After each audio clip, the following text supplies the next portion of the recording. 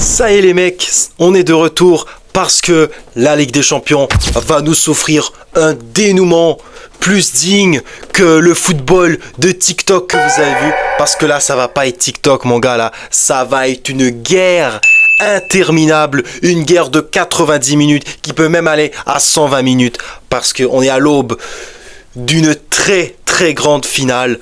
Parce que ça sera ce match retour entre le PSG et le Bayern. Et les dernières nouvelles sont tombées parce qu'on va bien sûr rentrer dans les détails de certains joueurs qui seront absents. Et il ne faut pas oublier que ce match va déterminer qui ira en finale. Parce que tu auras mardi cette demi-finale retour entre Arsenal et l'Atlético. Mais une dernière place pour Budapest et on va décortiquer ça tous ensemble. Oui, plus que 6 jours et la nouvelle est tombée. C'est peut-être l'absence de poids que le PSG devait totalement écarter et malheureusement Achraf Hakimi, et ben vous l'avez vu, il est blessé, une lésion à la cuisse. On croyait que c'était quelques crampes qu'on a vu. L'interview de Marquinhos, c'est une perte pour le PSG parce qu'on va voir dans cette séquence-là, dans ces séquences du match aller, il a énormément apporté, que ça soit dans ses projections, que ça soit dans ses retours défensifs. C'est un joueur qui n'a cessé de faire les efforts depuis sa blessure en novembre dernier.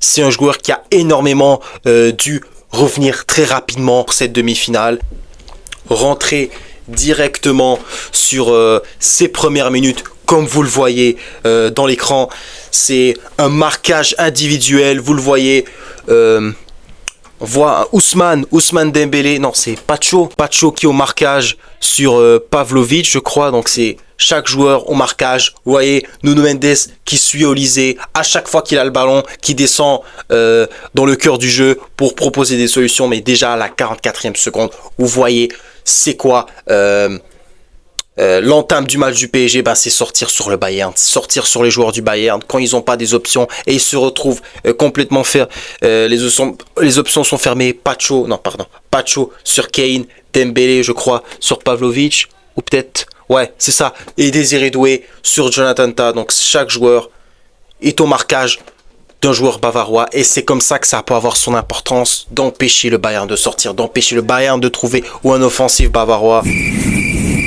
Donc dès que Vitinha récupère le ballon, on essaye de vite aller vers l'avant. Mais le problème c'est que le Bayern, ils ont les facultés pour récupérer les ballons. Que ce soit Kimmich à la hauteur de ce demi-espace. Mais dès le début de match, tu as les intentions du Bayern qui est directement écarté pour trouver ses ailiers, que ce soit Luis Diaz, que ce soit Olysée. Mais vous le voyez ce début de match où ils balancent les longs ballons, être vraiment dangereux dans les attaques placées qu'ils sont capables de faire. Mais après ça, le PSG, tu as les arguments.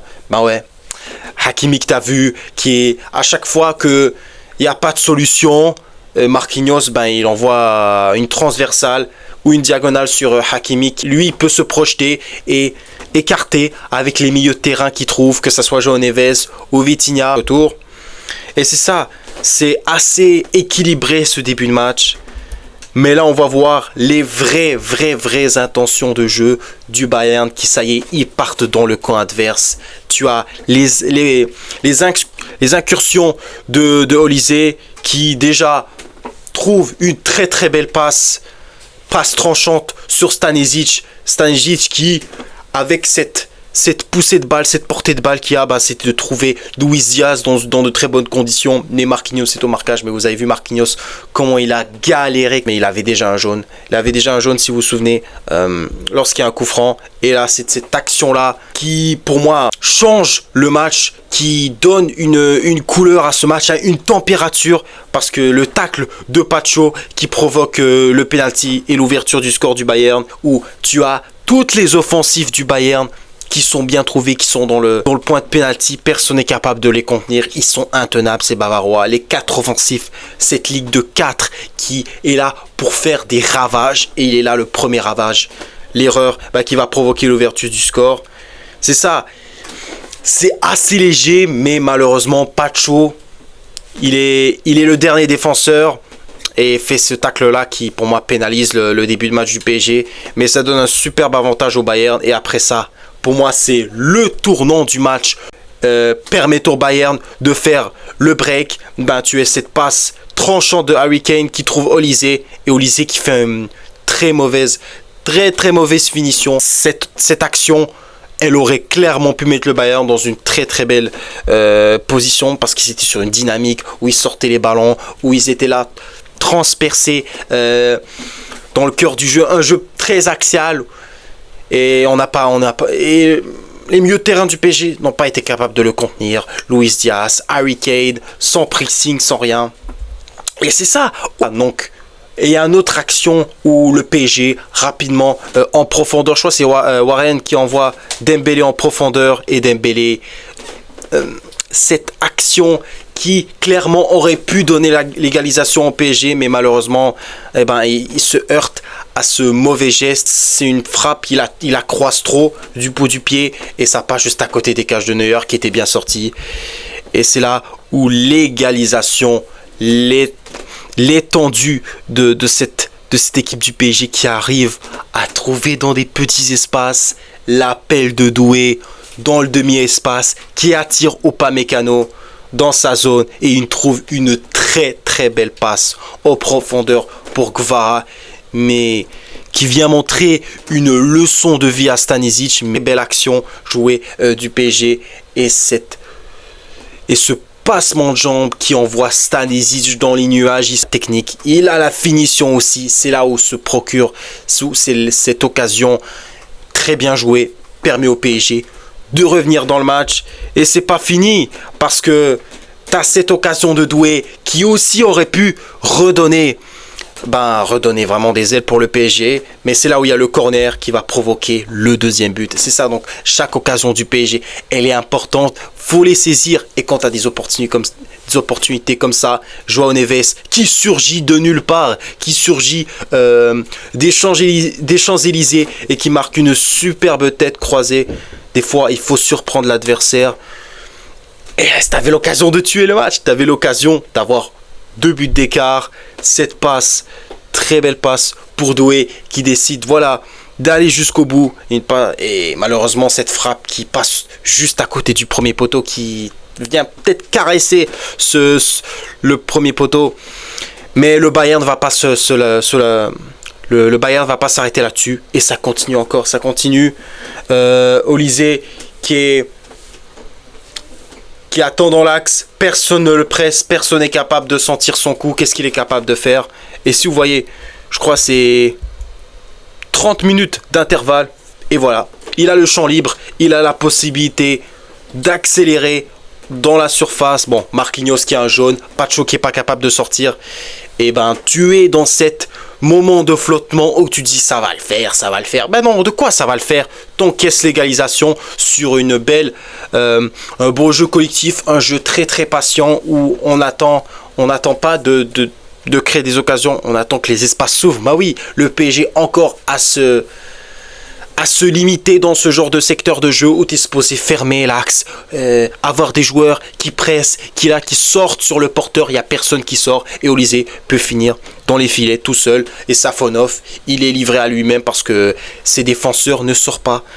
Et c'est là où tu te pénalises, mais ce troisième but qui t'a aidé un peu à reprendre du galon parce que tu étais en difficulté. Mais heureusement, ce penalty de Dembélé, ça te permet de souffler parce qu'en deuxième période, tu as eu une entrée spectaculaire parce que tu as Kvara qui encore sur son côté gauche a mis la misère juste à Stanisic. Et l'action qui a encore une fois donné une belle partition du PSG bien maîtrisée. Tu as cette passe de Marquinhos pour trouver Vitinha. Et Vitinha encore une belle transversale pour Hakimi. Qui envoie Hakimi tout seul dans la surface de penalty. Et ils sont peut-être le déplacement de Dembélé. Mais Dembélé, regardez ce qu'il fait. Il laisse Kvara finir le boulot. Et on sent ce PSG mais dans l'euphorie totale. Une deuxième période complètement fou. Mais ils avaient clairement les clés du match. Des joueurs décisifs. Et Kvara, il rentre dans ces soirées-là où il est clairement à la table des joueurs les plus décisifs de notre génération.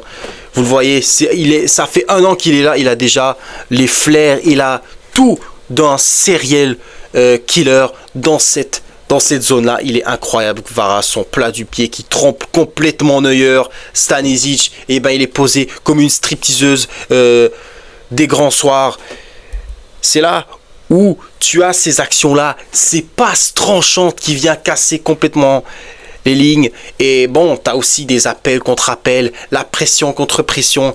Mais ces phases de jeu, il n'y a que le PSG qui peut faire. Latéral droit, Hakimi, qui peut déjà être lancé en profondeur. Il sait déjà qu'il va être tenté à faire ce genre de projection rapide. Et il est rapide.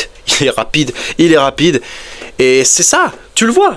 Hakimi qui donne directement, Dembélé qui fait opposition à Upamecano, mais il les trompe complètement, ils finissent par tout tomber comme des quilles, c'est vraiment drôle. Et ensuite ça y est, tu as le momentum du PSG, Doué lancé en profondeur qui va tout faire pour attirer des joueurs dans sa zone. Et tu as juste Dembélé qui fait l'appel. T'as cette passe masquée mais qui se transforme en plat du pied. Et Dembélé, vous le connaissez, super belle frappe. Et Neuer encore une fois dans les étoiles. Je crois qu'il y a la tête qui tourne, le mec. Il croit qu'il est sur Mars. Il ne voit pas où il va tirer parce qu'il anticipe trop. Il croit qu'il va aller frapper au deuxième poteau. Non, ça frappe le premier poteau et ça rentre dedans. Exceptionnel, franchement, les phases de jeu du PSG, comment ils sont capables de sortir du pressing du Bayern et littéralement les prendre pour des débiles parce que pendant 10 minutes, ils ont été pris pour des cons carrément. Ils n'étaient pas capables de contenir. C'est la pression du PSG. Mais après, eux, ils ont fait les cons maintenant. Eux, ils ont fait les cons avec la sortie de Warren Zaïre-Emery. Ça a cassé un peu le rythme du match. Le coup franc, très bien frappé de Kimmich. Et Upamecano tout seul, personne ne sort sur lui encore une fois. C'est combien de fois on va le répéter, vous n'êtes pas capable de contenir.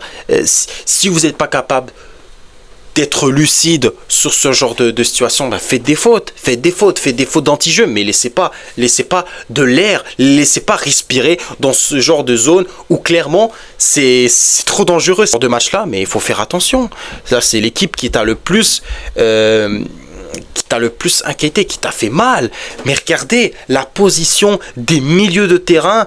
Bon, ils font les efforts, ils sont fatigués, je peux comprendre. Marquinhos, franchement, j'essaie de me... Bon, il a un jaune, tout ça, il a fait le match qu'il pouvait, mais il a énormément souffert face à Luis Diaz. Mais il vient le couvrir, Luis Diaz, qui peut faire un appel dans le bon tempo. Harry Kane qui distribue un ballon délicieux, une crêpe exceptionnelle, une crêpe au Nutella, et a donné un pourboire à Marquinhos. Et voilà, ça s'est joué à des détails. Tu remportes ce match aller, on va voir ce match retour. Qu'est-ce que ça va donner à ce PSG sans Hakimi en plus, et avec un Warren Zaïre-Emery qui va devoir jouer le rôle d'un latéral droit sans faire trop d'appels en profondeur, mais ils ont tout pour aller en finale et ça va être un super match de football. En tout cas les mecs, merci d'avoir vu cette vidéo jusqu'au bout. N'oubliez pas de liker, de commenter et de vous abonner surtout. On se voit à mercredi. La défaite n'existe pas, on s'en fout les mecs. Ciao.